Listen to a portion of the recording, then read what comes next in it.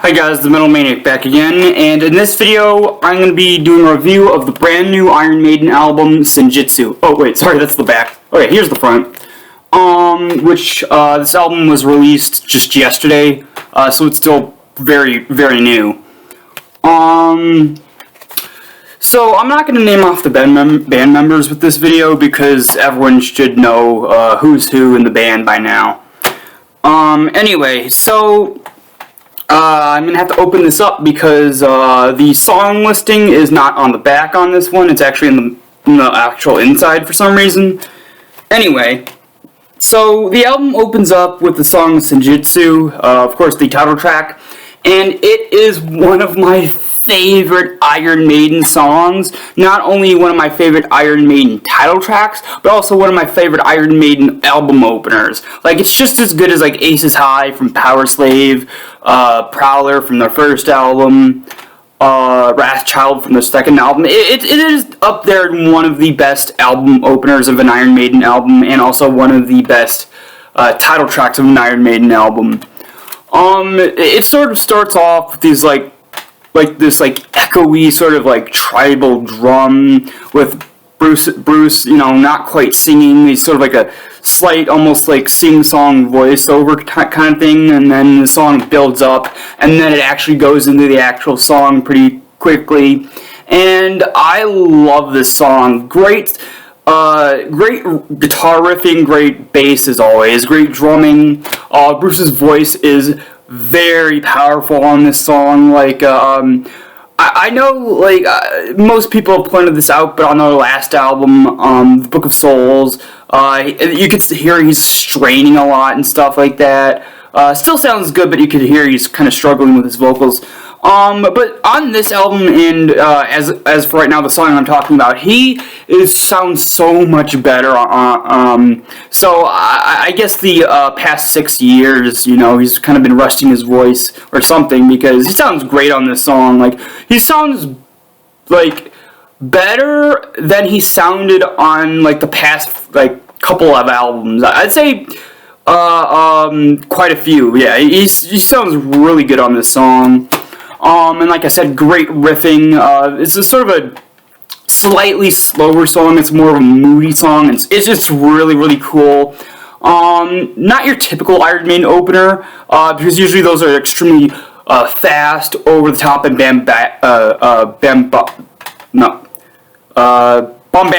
bombastic. There we go. Anyway, but this one again is sort of like a little bit more restrained, a little bit more sort of like, again, more moody, which works with this song. It's definitely one of the best songs on the album. I'd say it's my second favorite song on here.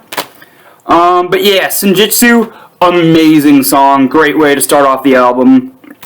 The next song is my favorite song on here, Stratego.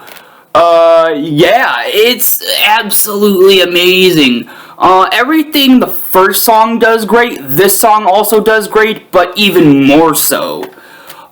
Bruce's voice in this one is also really good, but there's also this really catchy sing-song type chorus to this song that is just so emotionally powerful.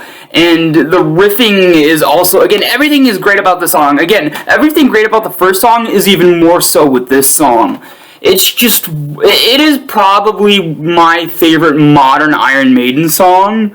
It's just so good, and no wonder they had it out as a single, because it's super good. Of course they wanted to show off this absolute masterpiece a little bit early on. But yeah, Stratego, great song. Is instantly one of my all-time favorite Iron Maiden songs. But yeah.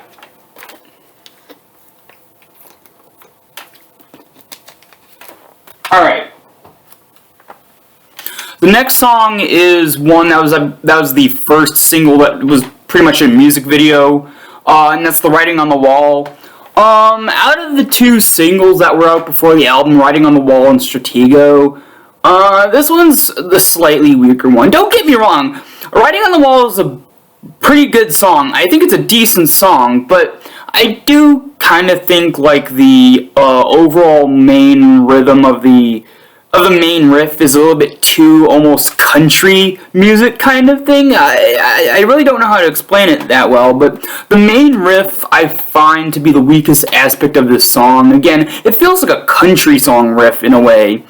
The other, other riffs, not the main riff, but the other, riffs that pop up throughout the song are fine. The solo's great, the bass is great, the vocals are great. It's just that main riff I just find kind of weird. But yeah, overall this is a pretty decent song. I do enjoy it for the most part, again, other than that main riff, which I can't overlook because, again, everything else about the song is really good. Anyway, so the next song is called Lost in a Lost World, and this is where the album kind of starts to get a little bit meh for a while. Lost in a Lost World, it feels recycled. Like, it feels like something that they, thought of a couple years ago on one of their other, more recent albums, but then, just threw away until now. I don't know, I know it's not that. I know it's a new song, but it just feels like everything about the song feels recycled from stuff we've heard before, and it's just kind of meh. But yeah, Lost in a Lost World is pretty forgettable. The next song is Days of Future Past, another one that feels kind of recycled and just is a sort of a forgettable song. It has the same issue with the other one before it. It feels like something that was recycled from the the previous two albums or something like that. But yeah. All right. Here we come to the worst song on the album, The Time Machine. Yeah, it's sort of unintentionally goofy. Now, I don't mean any of the lyrics or the vocals, just the overall, nature of the song just seems kind of odd and kind of unintentionally weird and, again, kind of goofy, especially with the, the riffing and stuff like that on this song. It just feels like something they kind of, didn't even double check before putting it on the album. Like, they didn't double check to see if, they're like, let's make the song and then put it on the album instead of, listening to it back and saying, maybe the song isn't as good as we originally thought when we actually recorded it. Yeah, it's my least favorite song off the album, and Time Machine, it's not a good song at all. Alright, the next song is called Darkest Hour. This is sort of like a very ballad-ish type song. It's probably the most menacing ballad song I've ever heard. But that's not really a compliment considering that the song is just kind of boring, really. It's not bad, but like I said, it's boring, and it could have been better. It could have been a lot better. Alright, the next song, finally the album picks up again. The next song is Death of the Celts. Oh, this is a great song. This kind of, in a way, feels like a sort of a spiritual successor to the song Dance of Death, of course, from their Dance of Death album. It sort of has that weird sort of folklore-y, sort of weird sort of but catchy kind of rhythm to it, especially with the main riff. The vocals are great. It just feels like, it feels like it has that sort of aspect that the title track to Dance of Death did. It works in the same way that song does, and it's just a really fun and enjoyable song. Kind of a lightheartedness compared to some other songs on the album that sound a bit more serious. But yeah, Death of the Celts is an amazing song, super fun to listen to, and yeah, great song. The next song is called The Parchment. Now, I was hesitant about this song before I listened to it. I looked at the vinyl it was on, and it was so long that it took up the entire one of the sides of the record. It's such a long song that the entire one side of the record is dedicated to that recording. So it's super long. Now, most people know with Iron Maiden songs, especially the newer, more modern stuff from 2000 onwards, a long Iron Maiden song could be either really, really good or really, really annoying. And luckily, even though the song is super long, it's really good. It's sort of a more down-paced, sort of, again, moody song. I'd say it's a better, you know, sort of like, I mean, it's not a ballad, but it's a better, slower song than, God,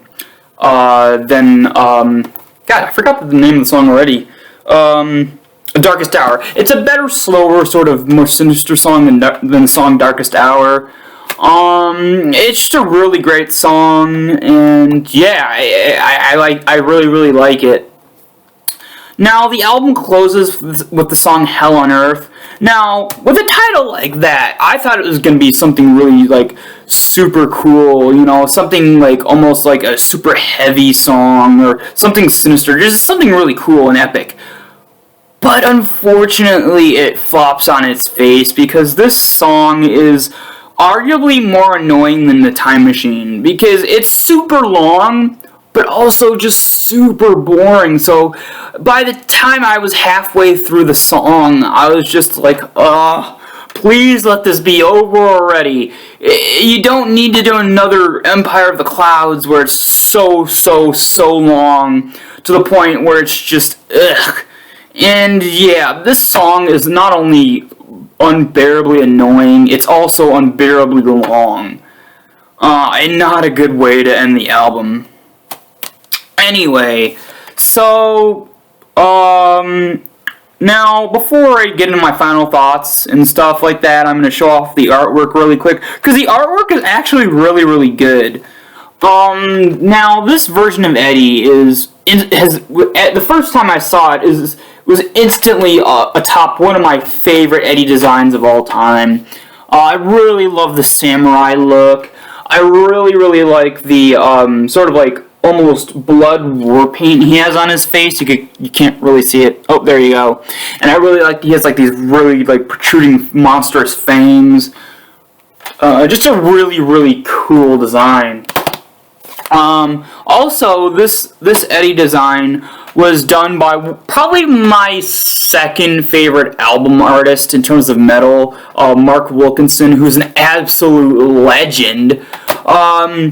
In terms of his work that most people would be familiar with, he did the artwork for the Iron Maiden live album, Live at Donington, you know, that gigantic bat monster Eddie, which is another great design.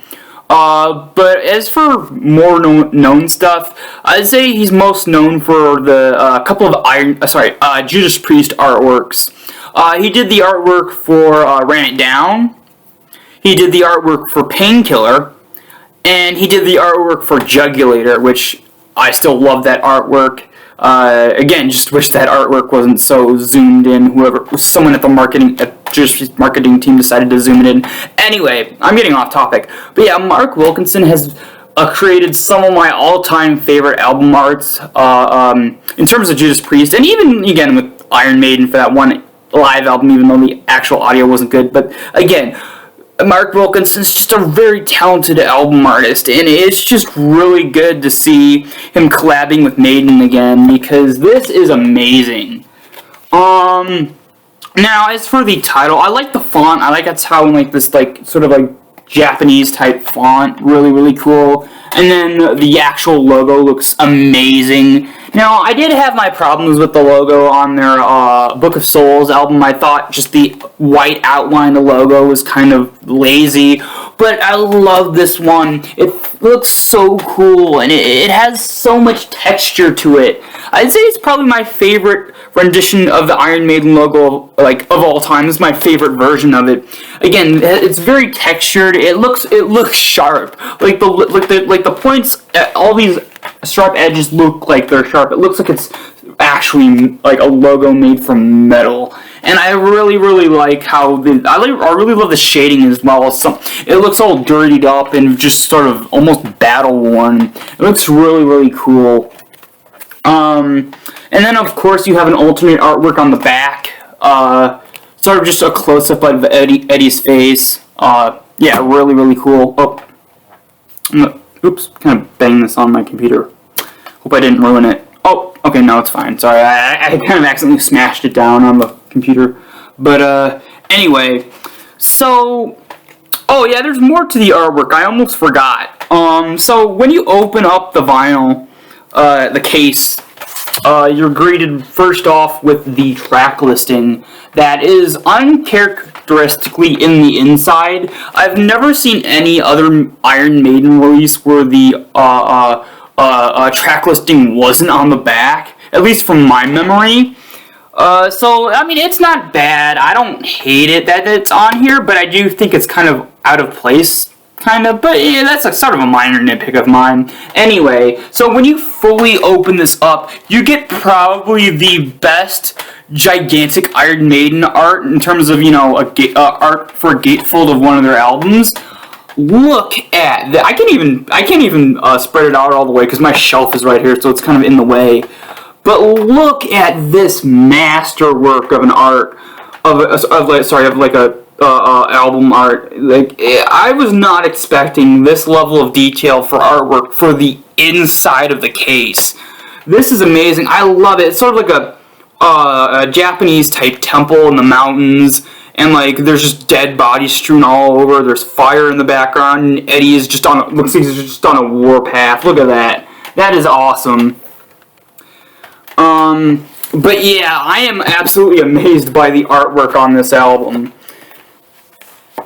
Anyway, so my overall thoughts, well, there's some really good songs. There's again, Senjutsu is great, Stratego, one of the best Iron Maiden songs of the modern stuff, Writing on the Wall is good, Death of the Celts and The Parchment, really good songs. But there's some, again, even with a lot of good, there's some bad. Lost in the Lost World and Days of Future Past kind of feel recycled from something earlier on they did. Again, like from the last couple of albums. The Time Machine is just a really bad, annoying song. Darkest Hour just flops. And Hell on Earth does as well.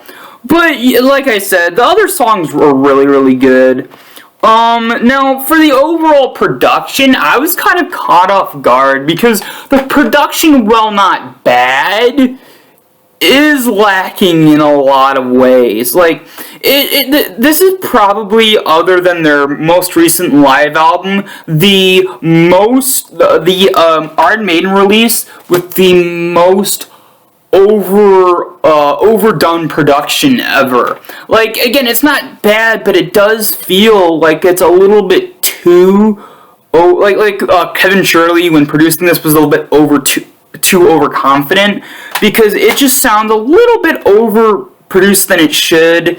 I think, again, for the most part, it sounds fine, but there are moments on this album that kind of feel like the overall production is kind of flat. So, again, the production sometimes on here is good, sometimes not. It's just sort of spotty. And again, not super unbearable or anything, just something that I've kind of noticed. And again, it's sort of a minor nitpick, because again, most of the aspects of the production on this album is good, but again, just to my ear, there are some parts of the album where I think it's a little bit overproduced. But again, that's just a personal gripe of mine that, anyway. So, overall, I think this is a better album, for the most part, than The Book of Souls. Don't get me wrong, I love The Book of Souls, but, honestly, quite a lot of songs on that album, for the most part, have not aged well. Like, I've gone back recently and listened to The Book of Souls before this album, and quite a few songs don't hold up as they once did. Some do, but a lot don't. Where this one, there's some really good songs on here that I really feel will hold up over time. So overall, I'm gonna give this album probably a 7 out of 10. There's some really good songs, but there's also some really unbearable songs. And the production is good, but also kind of spotty in places. Is it worth getting? Yes it is. Just for, again, there's some really great songs that should not be overlooked and should not be ignored just because there are also some not so good songs on this album. The album is definitely worth it for those songs that are really, really good. But yeah, it's a 7 out of 10 for me. Alright, so that's it for this video. Hope you guys enjoyed, and I will see you all next time.